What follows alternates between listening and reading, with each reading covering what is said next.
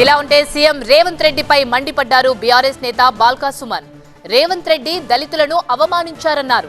యాదాద్రి ఆలయంలో భట్టి కొండా సురేఖకు గౌరవం దక్కలేదు. డిప్యూటీ సీఎం భట్టి విక్రమార్కను కింద కూర్చోబెట్టారన్నారు. బలహీన వర్గాలు దళిత వర్గానికి చెందిన మంత్రులను కింద కూర్చోబెట్టారన్నారు బాల్కా సుమన్. భట్టి విక్రమార్కను అవమానించడం దళితులను కించపరచడమే అన్నారు బాల్కా సుమన్.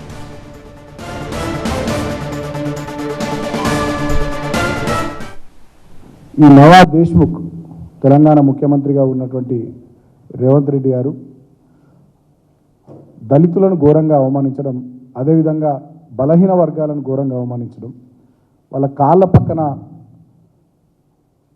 డిప్యూటీ సీఎంగా ఉన్నటువంటి భట్టి విక్రమార్క గారిని, అదేవిధంగా దేవాదాయ శాఖ మంత్రిగా ఉన్నటువంటి కొండా సురేఖ గారిని వాళ్ళ కాళ్ళ కింద వాళ్ళ కాళ్ళ పక్కన కూర్చోబెట్టుకోవడం నిజంగా చాలా బాధాకరం.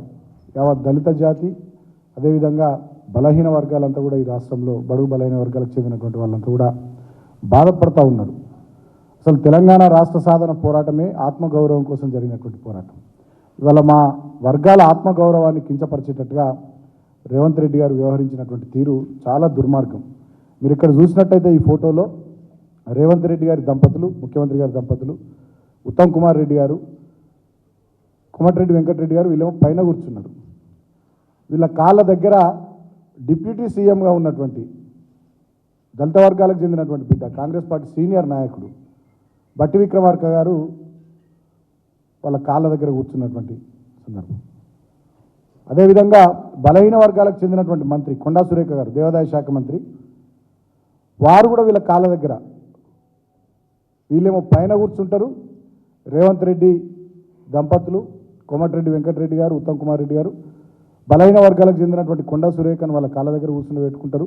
దళిత వర్గానికి సంబంధించినటువంటి భట్టి విక్రమార్క గారిని వాళ్ళ కాళ్ళ దగ్గర కూర్చుండబెట్టుకుని వల్ల యావత్ దళిత జాతిని, బడుగు బలహీన వర్గాలకు సంబంధించినటువంటి బీసీ జాతిని అవమానించారు. వెంటనే ఇవాళ నేను ముఖ్యమంత్రిని కోరుతా ఉన్నా, ఈ జరిగినటువంటి మీరు చేస్తున్నటువంటి మీ ఆచరణ ఇదంతా కూడా ఇవాళ దళిత జాతి, అదేవిధంగా బహుజన జాతి, బడుగు బలైన వర్గాల, నాకు తెలిసి భారతదేశ చరిత్రలో ఇది మొట్టమొదటిసారి అనుకుంటున్నా. నాకు తెలిసి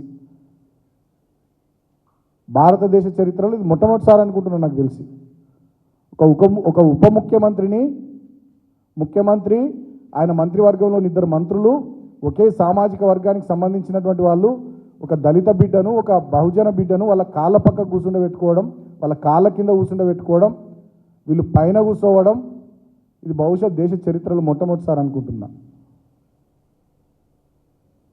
ఇది చాలా పెద్ద అట్రాసిటీ, ఇది చాలా దుర్మార్గం. ఇది నేను ఆవేదనతో, బాధతో చెప్తా ఉన్నా, కోరుతా ఉన్నా, ప్రతి ఒక్క మేధావి, అదేవిధంగా దళిత సంఘాలు, బీసీ సంఘాలు అందరూ కూడా స్పందించాలి. ఈ ముఖ్యమంత్రి ఫ్యూడల్ ఆలోచన విధానాన్ని, ఫాసిస్టు ధోరణిని, ఆయన వ్యక్తిత్వాన్ని, ఆయన నయా దేశ్ముఖ్ ఆలోచన సరళిని తెలంగాణ సమాజం కూడా గమనించాలి, అర్థం చేసుకోవాలని చెప్పి సందర్భంగా నేను విజ్ఞప్తి చేస్తా ఉన్నాను. Thank you.